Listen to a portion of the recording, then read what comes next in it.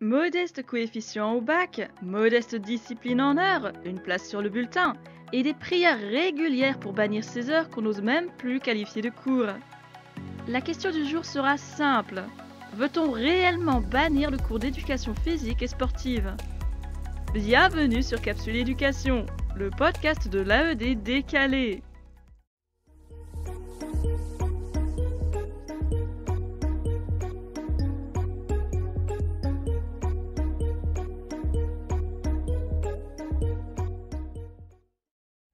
La seconde juridique, ou le cadre et les objectifs de l'EPS. Éducation.gouv en donne déjà quelques indications générales. Il y est dit que le sport scolaire contribue à promouvoir le respect de l'éthique et des valeurs éducatives et humanistes du sport. Il joue un rôle déterminant dans l'accès des jeunes au sport et donne au sens au vivre ensemble et à l'apprentissage de la vie associative. Il participe pleinement à la santé et à la préservation de l'intégrité physique des élèves. C'est un atout privilégié pour l'égalité des chances et pour la formation citoyenne des jeunes. Et plus en détail, l'EPS dans le premier degré, c'est 108 heures annuelles découpées en 3 heures hebdomadaires, à peu près.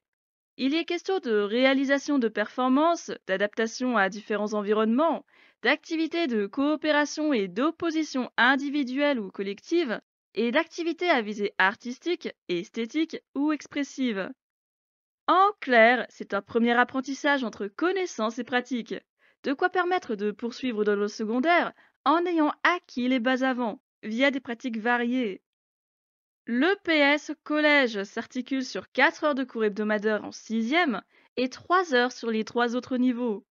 Elle a aussi sa place dans le diplôme national du brevet, puisqu'elle y est évaluée sous forme continue, avec une vingtaine d'activités physiques, sportives et artistiques accessibles, les APSA.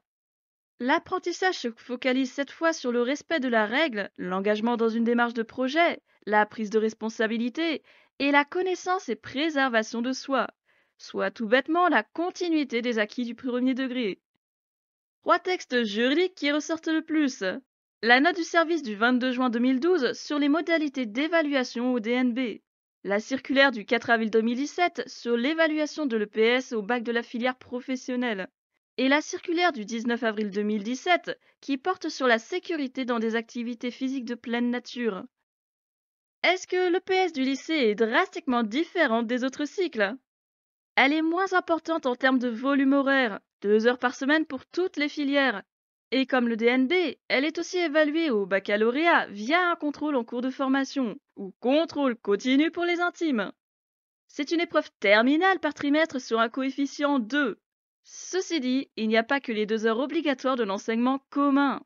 L'enseignement facultatif de PS propose 3 heures supplémentaires pour approfondir la culture physique et sportive et se construire son parcours pour des études spécifiques. On pense notamment à la licence TAPS. Arrive alors l'article 4 du décret du 4 août 1980 relatif au statut particulier des professeurs d'éducation physique et sportive. Les professeurs d'éducation physique et sportive participent aux actions d'éducation, principalement en assurant l'enseignement de leur discipline dans les établissements du second degré, dans les établissements d'enseignement supérieur et dans les établissements de formation du ministère de l'Éducation nationale. Dans ce cadre, ils assurent le suivi individuel et l'évaluation des élèves et contribuent à les conseiller dans le choix de leur projet d'orientation. Les professeurs d'éducation physique et sportive peuvent exercer une mission de conseiller auprès des maîtres du premier degré. Ils participent à la formation, l'entraînement et l'animation sportive. Et au passage, on y apprend que le sport est bien présent dans l'enseignement supérieur. Et ça fait plutôt plaisir de le lire tant la question revient souvent. Oui, l'EPS est partout. Il est à noter que le concours enseignant pour l'EPS ne s'appelle pas CAPES, mais CAPEPS, pour certificat d'aptitude au professorat d'éducation physique et sportive, un concours spécifique au second degré. Le passage à l'INSPE, le stage et les procédures de titularisation et de mobilité sont similaires aux autres disciplines, à la différence qu'on demande aux étudiants de justifier d'une licence TAPS pour le concours externe et interne, et ce n'est pas tout à fait illogique de le demander. Quant au premier degré, les professeurs des écoles sont aussi confrontés à une épreuve d'EPS au CRPE, même si le contenu et les heures de formation consacrées à l'EPS sont insuffisants. Le PE n'est pas spécialiste d'une matière puisqu'il doit en transmettre 10 à ses élèves. Difficile d'assurer l'enseignement dans ces conditions et déstabilisant pour celui qui n'est pas à l'aise avec le peu de formation dispensée. La circulaire du 29 avril 2015 relative aux missions et aux RS des enseignants du secondaire rappelle les obligations de service. 20 heures, dont 3 heures consacrées au développement de l'association sportive et à l'entraînement de ses membres pour les professeurs d'éducation physique et sportive et les chargés d'enseignement d'éducation physique et sportive. Et 17 heures pour les professeurs agrégés en EPS, dont 3 heures consacrées au développement de l'association sportive et à l'entraînement de ses membres. Avec ça, on se rappelle que les autres enseignants certifiés sont à 18 heures, hormis les professeurs documentalistes à 36 heures, et tous les enseignants agrégés à 15 heures. On peut aussi se garder l'arrêté du 28 janvier 2013 qui fixe les conditions pour justification des qualifications en natation et en secourisme dans le premier degré, et celui du 12 février 2019 qui complète les conditions pour le sauvetage aquatique et le secourisme dans le second degré. Aux questions de mixité et de présence de l'enseignant dans les vestiaires, les réponses se trouvent dans le bulletin officiel numéro 32 du 9 septembre 2004. La mixité des classes et la préservation de l'intimité nécessitent des vestiaires séparés par sexe. Si ce n'est pas le cas, il appartient à l'enseignant d'adopter la solution la mieux adaptée à la situation particulière. Le temps passé dans les vestiaires, hors de la présence de l'adulte, doit être suffisant pour permettre le changement de tenue, sans empiéter de manière excessive sur le temps de travail. Il faut aussi prendre conscience que les vestiaires peuvent être le lieu de comportements agressifs, voire de maltraitance. C'est afin d'éviter toute dérive, chahut, rixe, élèves prenant du retard, que l'intervention de l'enseignant à l'intérieur du vestiaire peut s'avérer indispensable. En effet, il est de sa responsabilité d'assurer la sécurité de tous les élèves et de garantir les conditions d'enseignement. Un bond dans l'histoire, des débuts jusqu'à l'état actuel de la discipline. Dame Histoire a des choses à nous dire. L'éducation physique portait encore le nom de gymnastique et était facultative dans le primaire depuis 1830, jusqu'à ce qu'un décret de 1869 la rende obligatoire pour les garçons dans le secondaire. Face à son manque d'application, la loi Georges de 1880, puis une autre circulaire de la même année, renforce son caractère obligatoire et l'étend aux filles, pour le primaire et le secondaire. De 1870 à 1940, la Troisième République permet à la gymnastique de se développer réellement pour en faire une discipline obligatoire destinée à former professionnels, soldats et citoyens, tout en forgeant la santé de tous. Cependant, la première véritable mention d'éducation physique date de 1910 pour la France, alors qu'elle existait déjà dans d'autres pays depuis au moins 1700. La Seconde Guerre mondiale force ensuite l'instruction à revoir ses objectifs.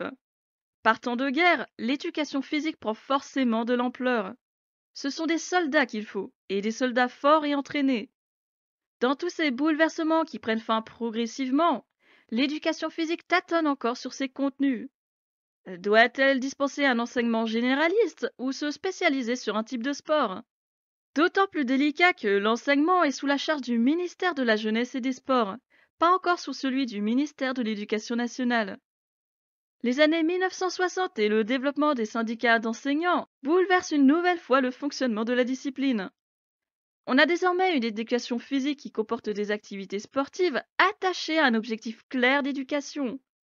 Ce n'est plus seulement éducation physique, c'est éducation sportive. De quoi ne pas plaire à tous, surtout quand c'est bien la notion de performance qui en ressort, et pas celle du progrès de l'élève, l'un n'allant pourtant pas sans l'autre. C'est dans cette aura d'incertitude sur ce qu'il faut développer avec l'élève que les recherches d'enseignants d'EPS et d'autres personnalités impliquées dans le sport mettent à jour l'utilisation de pédagogie dite active et nouvelle. Tout est mis en œuvre pour revoir le contenu et le programme d'une discipline découpée entre puristes et innovateurs, sur fond de syndicats qui arrivent à se faire entendre. Notre PS actuel arrive à partir de 1981 via la réintégration de la gestion des enseignants d'éducation sportive dans l'éducation nationale, avec forcément l'exigence d'une discipline qui doit se conformer aux attentes et aux objectifs de l'école. Les APSA doivent mettre l'action motrice au centre des apprentissages pour que l'élève puisse la réutiliser au-delà du cours de PS. Car oui, l'éducation physique et sportive est enfin officielle. CAPEPS sous toutes ses formes. Un concours accessible dans le public comme dans le privé, avec une agrégation et un KRPA, même si pas forcément ouvert tous les ans. Et le nombre de postes offerts, est-on sur la même dynamique descendante que pour les autres concours? Curieusement, pas tant que ça. C'est même en train de remonter légèrement. 2022 donne 770 postes dans le public pour 190 dans le privé. 2019, c'est 730 postes au public pour 194 au privé. 2016 atteint le sommet entre 886 au public et 209 au privé. 2013, c'est 825 postes au public pour 140 au privé. Enfin, record inverse en 2011 avec 608 postes dans le public et 150 dans le privé. On y voit bien que les postes offerts aux enseignants de PS s'en sortent plutôt bien, voire mieux que les autres disciplines pas toujours gâtées, que ce soit dans le public comme dans le privé. Est-ce que les heures de PS se portent aussi bien que le CAPEPS? C'est assez délicat. Il faut dire qu'entre les heures officielles et celles effectuées, il y a parfois une énorme différence, surtout dans le premier degré où l'emploi du temps est à la charge du professeur des écoles, alors que dans le second degré, chaque heure est inscrite sur un emploi du temps fixe. En école maternelle et élémentaire, le volume officiel s'élevait à 5 heures hebdomadaires entre 1960 et 2002, et à 3 heures hebdomadaires depuis 2002. Une réduction qui s'expliquerait en partie par le passage des semaines de 27 heures à des semaines de 24 heures, et ensuite par les programmes scolaires difficiles à boucler. De quoi forcer le PE à faire un choix sur la discipline qui a besoin du plus d'heures, en fonction des progrès des élèves. Le PS ne figure généralement pas dans ses besoins urgents. Dans le second degré, 1969 posait 5 heures de PS hebdomadaires pour collège et lycée, avec le même problème d'heures réelles du premier degré. Les nouveaux horaires de 1977 fixent 3 heures à tout le secondaire, ce jusqu'en 1981 qui nous laisse sur la configuration actuelle, à savoir 4 heures en sixième, 3 heures sur le reste du collège et 2 heures obligatoires sur le tronc commun au lycée. Eh bah, conclusion évidente, les heures de PS sont moins chouchoutées que les places au CAPEPS. Et si ça venait à changer à nouveau? Le président souhaite en effet incorporer 2 heures de plus de PS dans le primaire et le secondaire, à hauteur de 30 minutes par jour en maternelle et en élémentaire, et un bloc de 2 heures supplémentaires de PS au collège. Et quand on sait que rajouter des heures dans l'emploi du temps équivaut à en prendre sur d'autres disciplines, l'idée en elle-même paraît désastreuse. D'autant qu'elle vient de nulle part et ne s'appuie sur aucun état des lieux ou rapport concluant en la matière. L'effet Jeux olympiques peut-être. En tout cas, de nouvelles réformes sont à prévoir prochainement, pour le meilleur comme pour le pire. Bannir une discipline? Mais pourquoi la bannir? Pas mal d'élèves rapportent que l'EPS a été une expérience scolaire négative pour eux, si ce n'est traumatisante. Et ce sont les jeunes adultes qui parlent le plus de bannir la discipline, de la supprimer sans état d'âme en évoquant son inutilité et tout le mal qu'elle peut faire dans une vie d'élève. Un mal qui se transmet dans la suite du parcours, y compris hors scolaire. Premier argument. Tous les sports ne conviennent pas à une classe entière. Tous les exercices et entraînements ne sont pas réalisables par chaque élève. En bref, tous les élèves n'ont pas la même appétence sur le sport choisi du trimestre, et tous n'ont pas la même aisance.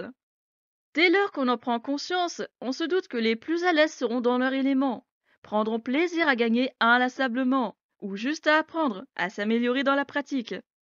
Et les moins à l'aise seront probablement les plus en difficulté, plus sujets à la démotivation ou l'envie d'abandonner s'ils ont l'impression de rester au même niveau, alors que d'autres autour d'eux avancent. Abandon ou refus de travailler, et plus loin encore, ceux qui sont en difficulté non pas à cause d'une appétence moins décuplée, mais parce qu'ils ne peuvent réellement pas s'engager sur une telle pratique sportive. Exemple, être dispensé pour l'escalade à cause du vertige qui ne relève pas de la volonté de l'élève, on est d'accord. Ou être dispensé de steps pour cause de cœur fragile. Ce que l'on aura peut-être tendance à voir comme une stratégie d'évitement peut s'avérer être le fruit d'une incapacité à pratiquer ce sport. Autre petit élément qui varie en fonction de l'enseignant. Est-ce lui qui choisit la pratique sportive du trimestre ou fait-il voter les élèves? Derrière tout ça, il y a quelques sports qui reviennent majoritairement, et les élèves minoritaires dans le vote subissent le choix collectif. Mine de rien, c'est un sujet qui intrigue aussi, mais qu'on ne va pas développer aujourd'hui. Deuxième argument, le manque de mixité. Eh bien oui, c'est comme partout dans l'éducation nationale et au-delà. La mixité scolaire et sociale persiste dans sa timidité, pas forcément aidée par les gouvernants et les professionnels des établissements eux-mêmes, sans compter les élèves qui n'y pensent pas des masses non plus. Ce manque de mixité s'incruste partout jusqu'à donner des dynamiques qu'on reprend partout aussi. Garçons ensemble, filles ensemble, plus forts ensemble, et forcément plus faibles ensemble. Et quand les équipes doivent être mixtes, ce sont les moins avantagés qui sont choisis en dernier et mis à l'écart. Attention, ce n'est pas une généralité, ne partons pas défaitistes. On se parle aussi de mixité sociale sur les équipements. Ça va des chaussures de sport très abîmées aux baskets de marque portées par les élèves, ou jusqu'à la tenue de sport gardée toute la journée pour masquer le manque de tenue de rechange, ou même garder la tenue de sport tous les jours parce que tel élève n'a pas ou peu de vêtements chez lui. Mixité, c'est aussi la prise en compte des élèves transgenres et la gestion des vestiaires. Le sujet est très vaste et mérite son propre épisode. On ne va donc pas s'attarder spécifiquement dessus aujourd'hui. Toutefois, l'EPS est une discipline où la mixité des genres fait partie de la vie du vestiaire et se voit aussi dans le sport et le fonctionnement des équipes. Les élèves transgenres doivent pouvoir s'y retrouver comme chaque autre élève, et vraisemblablement, ce n'est pas aussi simple que ça. Les établissements scolaires commencent tout juste à prendre la mesure des problématiques vécues par ces jeunes. La suite de la réflexion dans un autre épisode, promis. Puisqu'on parle d'absence de prise en compte, on pourra aussi rappeler les élèves en situation de handicap et la difficulté de les inclure selon le sport et les normes infrastructurelles. Comment les inclure dans le relais ou la natation quand ils sont en fauteuil roulant? Comment les inclure dans le basket ou la lutte s'ils ont une cécité partielle ou totale, y compris s'ils ont un chien guide? Il ne s'agit pas de mauvaise volonté de l'enseignant ou des camarades, de l'établissement ou même du ministère, mais les normes nécessitent un budget que tous n'ont pas. Certains ajustements sont plus coûteux que d'autres, et on connaît la situation financière et les budgets de l'État. Et concernant les camarades, les faire entrer dans une dynamique d'entraide est tout à fait possible, applicable et souhaitable. Mais est-ce faisable partout? Et les ABSH peuvent-ils accompagner leurs élèves en EPS? Où s'arrête leur rôle là-dedans? Toutes ces questions ont du mal à trouver des réponses fiables et nationales, parce qu'on reste finalement sur du local, avec toujours l'incertitude pour l'élève en situation de handicap. Qu'en est-il des notes, du bulletin et de l'inclusion, de la mise à l'écart que ça peut provoquer face aux élèves en capacité? Qu'en est-il du handicap lui-même, s'il s'agit d'un handicap moteur ou d'un trouble, d'une incapacité moins visible? Les dispenses et les mesures de prise en compte existent, on le sait, mais elles ne règlent pas la question de la difficulté d'inclure tous les élèves dans le cours de PS, sans les priver en les dispensant. Et en même temps, quelles autres solutions que celle-ci quand le sport est inaccessible à l'élève? Troisième argument, la proximité dans les vestiaires. Une vingtaine ou une trentaine d'adolescents entassés dans un vestiaire parfois trop petit pour laisser un espace suffisant à chacun, sans toujours disposer d'un espace fermé individuel. Tous ces regards sur soi, les affaires mélangées et l'absence de casier pour ranger son sac en toute sécurité, de quoi mettre mal à l'aise plusieurs élèves, garçons et filles. À cet âge-là, l'élève reste adolescent et le regard des autres peut jouer sur lui, en particulier quand il est dans une situation aussi vulnérable que celle des vestiaires, à devoir se changer avec d'autres personnes qui peuvent le regarder, se moquer de lui et de son physique, le prendre en photo ou en vidéo à son insu. C'est peut-être l'un des endroits où le corps est le plus à la merci du monde, partiellement ou entièrement dénudé. L'endroit où ce que l'on appelle encore imperfection du corps est à la vue de 30 autres paires de yeux. La plupart s'en fichent complètement, mais d'autres en jouent pour donner libre cours aux comportements immatures ou dangereux, voire criminels. Loin de la généralité là aussi, et probablement pas majoritaire non plus, on espère en tout cas. En sachant aussi que dans le premier degré, les écoliers commencent tout juste à prendre conscience de ce fait, ce qui ne les empêche pas d'être autant affectés que les adolescents. Quant à l'élève qui ne parvient pas à être à l'aise dans un tel milieu, il préférera peut-être même se changer dans les toilettes ou ailleurs, ou n'ira pas se changer tout court s'il ne trouve pas un espace fermé individuel. Tant pis s'il passe pour un dégueulasse, il ne peut pas faire autrement. D'autres, au contraire, ne seront ni gênés par l'hygiène ou la pudeur, et se sentiront suffisamment à l'aise à l'idée de se changer dans un lieu collectif. Quatrième argument. L'EPS a une place dans le bulletin, avec un coefficient 2, des notes et des appréciations, alors qu'il n'y a pas de copie à rendre, pas de connaissances théoriques à cracher sur du papier, après un trimestre de chapitres différents. Ça n'en fait pas une discipline dispensable, car il y a bien des connaissances théoriques qui s'ajoutent sur l'histoire du sport ou le fonctionnement du sport en lui-même, la façon d'utiliser l'équipement. Malgré tout, l'EPS n'a pas le même cadre d'apprentissage que dans une classe. Elle figure dans le bulletin avec des notes et un coefficient jugé trop insuffisant pour avoir de l'importance dans l'esprit des élèves, alors que l'appréciation prend trop de place à leur goût. Ils savent que cette moyenne-ci n'aura pas d'incidence sur le parcours scolaire, ou si peu. Ils savent aussi qu'en ayant une bonne moyenne ici, ils pourront compenser avec d'autres moyennes plus basses. En fait, l'EPS est vu comme la discipline qui sauve l'élève, et où obtenir une moyenne au-dessus de 14 n'est pas ce que l'on peut appeler difficile. De quoi désengager celui qui n'en a rien à faire de la matière et est à l'aise avec la pratique sportive. Se sachant en capacité de réussir sans donner d'efforts particuliers, de connaissances ou de réflexion particulière, il sera moins enclin à porter de l'attention et du respect à un temps qu'il juge dispensable et inutile. Cinquième argument. Une discipline qui s'appuie plus sur la performance, la compétition et le résultat final que sur la progression tout au long du trimestre. Ce sont presque toujours les mêmes qui en profitent, c'est-à-dire ceux qui sont à l'aise et qui font les meilleurs temps, ceux qui gagnent la compétition en n'ayant jamais cédé leur place à d'autres parce que personne ne les a battus. Et ceux du bas, pas à l'aise dans le sport et peu encouragés par les camarades. Encore une fois, le problème ne vient pas du seul enseignant ou du seul élève. Et la notion de progrès avant la performance a su se faire son chemin parmi les collègues de PS. Pourtant, c'est bien la performance qui intéresse le plus les élèves. Et c'est la performance qui détermine encore trop le résultat scolaire, dans le PS comme dans d'autres disciplines. On a là le même fond de problème qu'en classe. Comment noter au plus juste et en prenant en compte chaque élément, en sachant le nombre d'élèves et l'impossibilité pour l'enseignant de tout regarder, d'individualiser. Tout le monde n'a pas les mêmes capacités, tout le monde ne peut pas viser le même objectif, et tout le monde n'a pas les mêmes conditions physiques, facilité et vulnérabilité. À partir de là, la performance profitera toujours au plus fort. Voilà en quoi la tâche de l'enseignant de PS est particulièrement difficile. Sur un espace vaste et avec des élèves à peu près constamment en mouvement, il doit à la fois s'assurer de la sécurité de tous, de leur vulnérabilité et conditions de santé, tout en observant les aptitudes et progrès de chacun pour prodiguer des conseils et amener à un autre palier de progression. La performance n'exige pas autant d'attention. Il suffit de regarder à peu près le début et la fin. Qui s'en sort le plus vite? Qui réussit à finir en premier? C'est très caricatural, mais la conclusion reste la même. La progression est moins évidente à amorcer et à accompagner s'il y a 30 élèves à observer, à conseiller. Une tâche pas aussi aisée qu'on pourrait le penser, surtout quand il faut aussi motiver les troupes et leur redonner confiance quand ils sont sur le point d'abandonner ou de craquer. C'est un regard humain et attentif à chaque instant, et un apprentissage de la persévérance à développer sur des esprits fatigués, incertains de leurs capacités ou frustrés. On le demande dans tous les cours, oui, et le PS, ça se voit encore plus. Dernier argument, la place dans l'emploi du temps. Plus exactement, le fait que ce soit cette discipline qu'on place le plus souvent en premier dans les moutures d'emploi du temps. Explication simple. Le matériel n'existe pas toujours en double, et tout le monde n'ayant pas un gymnase ou un mur d'escalade dans son jardin, l'usage de structures externalisées est très courant.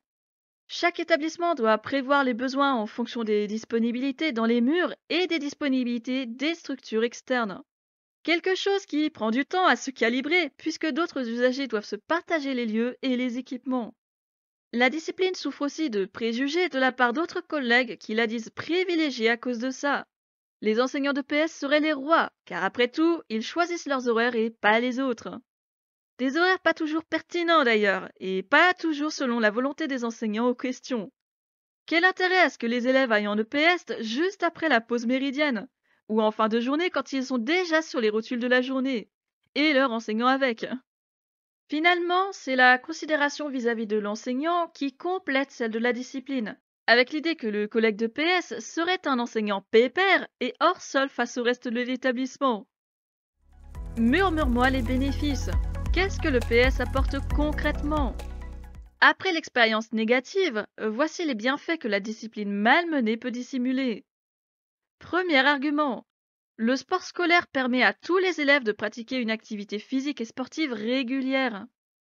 Trop nombreux sont les enfants et adolescents qui n'ont pas la possibilité de s'inscrire dans une association ou un club sportif, ou de pratiquer un sport dans la semaine, plus encore pendant les vacances. Raisons financières, inaccessibilité aux structures sportives ou aux centres de loisirs parce que domiciliés dans une zone rurale, isolée ou mal desservie par les transports scolaires. Difficulté pour les responsables légaux de gérer leur travail et les allers-retours pour l'activité sportive. Ou tant d'autres raisons qui font que ces heures obligatoires s'avèrent mettre tout le monde au même niveau. Des heures fixes sont attribuées pour pratiquer une activité que l'élève n'est pas toujours en mesure de découvrir et d'apprécier en dehors de l'école. Sans compter que la culture ne s'arrête pas qu'au gymnase et à l'enceinte de l'établissement. Les APSA sont tellement variés que l'élève est amené à s'entraîner sur d'autres terrains, à découvrir des sports qu'il n'aurait jamais pu connaître autrement. Exemple, la voile ou le kayak, l'équitation scolaire, le tir à l'arc. On peut aussi y rajouter les opportunités en matière de visite de lieux sportifs, de séjours de classe sportifs à petits coûts aussi. Deuxième argument, les apprentissages au-delà du simple maintien de la santé. Le PS n'est pas qu'un cours de balle aux prisonniers ou de course après un ballon, ni juste une façon de stabiliser sa santé physique. Parmi les compétences qu'on apprend à y développer, citons par exemple la stratégie, la collaboration et la cohésion dans le travail d'équipe, la gestion de soi dans ses limites, l'entraide et la prise en compte de l'autre, l'anticipation et bien plus. Chaque pratique sportive apporte son lot de compétences spécifiques. Savoir se repérer pour l'orientation, connaître les gestes d'échauffement dans les sports d'endurance, savoir nager et pratiquer des sauvetages basiques en natation, etc. Et ça, c'est moins évident à travailler dans la classe. Troisième argument.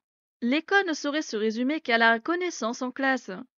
Ben, actuellement, on peut bien se demander si la connaissance est vraiment ce qui est visé, surtout quand les projets et les activités prennent de plus en plus de place dans l'emploi du temps. Pour y voir plus clair, l'épisode 11 de la saison 1 disait tout sur la pédagogie de projet. Bref, l'EPS apporte une pratique régulière qui entretient le corps, et l'esprit aussi par extension. Les études scientifiques s'accordent sur les bienfaits du sport sur le moral et l'hygiène de vie. Pas seulement pour le corps et les risques de comorbidité, on se parle bien de prendre soin de son mental, élément qui a bien sa place à l'école et qui existe plus facilement en dehors de la classe, où la pression n'est pas la même. Ce n'est l'histoire que de quelques heures, pourtant ça aère l'esprit et permet de sortir du cadre classe sans sortir de l'établissement. Pas de prise de notes ou très peu, pas de théorie ou très peu, donc pas de sollicitation amplifiée de l'esprit si ce n'est pour la stratégie et la culture générale, et une occasion pour l'élève de s'impliquer activement, quand tout se passe bien en tout cas. Dernier argument, les valeurs de persévérance et de résilience.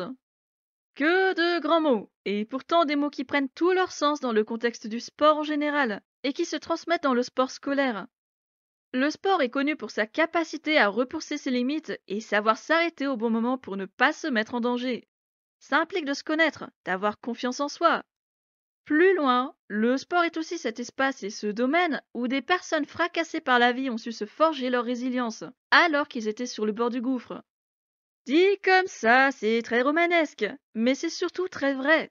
Les exemples ne manquent pas dans les témoignages touchants de ces sportifs qui ont tout donné dans leur discipline sportive.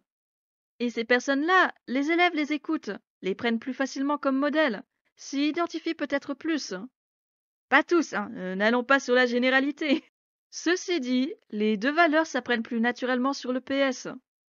Si l'élève a du mal à s'impliquer à travers le cours, peut-être que la personne sportive dont il peut entendre parler dans un apport théorique l'inspirera plus, le poussera à persévérer et à mesurer ses propres progrès, juste parce que c'est un sportif connu qui a su trouver son chemin dans l'intérêt et la tête de l'élève. En bref, l'EPS n'est pas qu'une expérience négative et traumatisante. Certains élèves et adultes l'ont ressenti ainsi pour des raisons très compréhensibles. Pourtant, le PS s'avère aussi être le théâtre de valeurs et d'ouverture dont beaucoup ne disposent pas en dehors du cadre scolaire. Ce qui m'amène à te demander ceci. Et si ce n'était pas la discipline elle-même qu'on voulait supprimer, mais le fonctionnement qu'on voudrait adapter? Car il est évident que c'est le fonctionnement qui provoque des situations difficiles avec lesquelles on doit vivre même une fois la scolarité achevée. Pas le cours en lui-même. Pas uniquement le cours en lui-même. Ce n'est pas peut-on réellement supprimer le PS, puisqu'on ne peut pas et qu'on le sait. C'est bien, veut-on réellement supprimer le PS? Parce qu'il s'agit de ça. A-t-on vraiment cette volonté de faire disparaître une discipline? Ou n'est-ce pas plutôt une volonté de la rendre plus juste envers élèves et enseignants, tous ayant à subir des programmes et des lignes de conduite qui ne tiennent pas compte des réalités de terrain? Une volonté de la rendre plus sécuritaire également, pour stopper les agressions et le harcèlement, les moqueries sur le corps ou la performance. Il semblerait qu'une partie du problème se situe à ce niveau, sur le rapport des élèves entre eux et le rapport des élèves à l'enseignant. Ça, c'est une démarche qui dépasse complètement le seul cadre de l'EPS. Une démarche à entreprendre dans chaque aspect de l'établissement et de l'école. Ceci dit, il faut vouloir s'en saisir sans aller dans les extrêmes. L'hôtesse en parle encore et encore, entre harcèlement et injustice ignorée. C'est vrai, il y a encore quelques années, je me posais la même question de supprimer cette discipline qui m'avait tant démoli. Jusqu'à ce que je me rende compte que ce n'était pas la discipline elle-même qui posait problème, plutôt les injustices de son fonctionnement. Blabla personnel pour bien comprendre. Mon enfer a commencé à l'école élémentaire après mon déménagement, c'était sur mon année de CE1. Le harcèlement scolaire s'est mis en place quasi tout de suite, et c'est bien en EPS que c'était le moins vivable pour moi. D'abord sur les débuts du cours, quand la PE désignait un chef d'équipe, et que celui-ci devait choisir le reste de son équipe. Assez facile de deviner la suite. J'étais systématiquement la dernière à être placée, avec en prime des moqueries et des jérémiades de l'équipe qui devait m'accueillir. Je ne te demande pas de larmoyer, mais imagine la violence pour un enfant en pleine construction. Celle du rejet permanent, alors que le sport est décrit comme cette fabuleuse expérience de travail d'équipe. Ouais, et mon micro c'est du maïs soufflé, hein. Quand je dis que ça m'a démoli, c'est que j'ai dû subir ces humiliations sur toute l'école élémentaire et sur tout le collège, sans que ça ne fasse réagir personne. Il y en avait pourtant, des moqueries et des commentaires sur mon corps, sur mes imperfections. Ces violences verbales, je les vivais déjà en classe, en rentrant chez moi, en les entendant dans la cour, et je les endurais aussi en EPS, dans les vestiaires, pendant le cours. C'est ce qui m'a poussé à ne plus me changer avec les autres une fois arrivé au collège, pour ne plus subir ces regards et ces mots. Et avec l'apparition des portables et des photos faciles à prendre, c'était vraiment la seule chose à faire. Soit j'allais me changer dans les toilettes, soit je finissais la journée avec ma tenue de sport, y compris si c'était le début de journée. Au lycée, même si les relations n'étaient plus toxiques, j'avais déjà passé un cap dangereux avec mon corps, alors me changer dans un vestiaire collectif n'était même plus envisageable. Tout ça pour dire qu'encore aujourd'hui, je vis et ressens les effets de ces cours. Et maintenant, je sais que ce n'est pas l'EPS qui doit disparaître, parce que crois-moi ou non, ces 2 heures obligatoires au lycée m'ont permis de découvrir et d'apprécier l'endurance et la course. C'est d'ailleurs devenu vital pour moi, surtout dans mon mal-être. Donc ce n'est pas la matière que je souhaiterais voir disparaître. Ce sont les yeux qu'on s'obstine à fermer devant les nombreuses injustices favorisées par le fonctionnement lui-même, ou par les personnes impliquées. C'est tout un travail à faire pour prendre en compte les élèves en situation de handicap, les élèves transgenres, les situations de harcèlement et d'agression vues et connues de tous, ou dissimulées. Un travail qui nécessitera d'accepter les réalités de terrain, d'accepter que tout n'est pas généralisé non plus. Un travail qui ose se saisir des problèmes, mettre en œuvre des solutions. Et oui, même des solutions qui ne mettront pas tout le monde d'accord. On ne cherche pas l'approbation de tous, on cherche la sécurité et l'équitable pour tous. Ou à défaut, le plus équitable qu'on puisse trouver. Comment le faire si on supprime une discipline? Surtout quand on supprime le statut d'enseignant qui va avec. N'est-ce pas là une autre injustice injustifiable? Interroger et comprendre l'éducation nationale. Visiblement, c'est pas simple. Vendredi prochain, même horaire, même endroit, parce qu'on aime se faire du mal. Il y en a un parmi plein qu'on ne connaît pas encore. Le grippe-sous, l'enquiquineur des budgets, que dis-je, la terreur des bureaux, ou tout simplement l'adjoint gestionnaire mal aimé de l'établissement scolaire. En attendant, porte-toi bien et ne baisse pas les bras.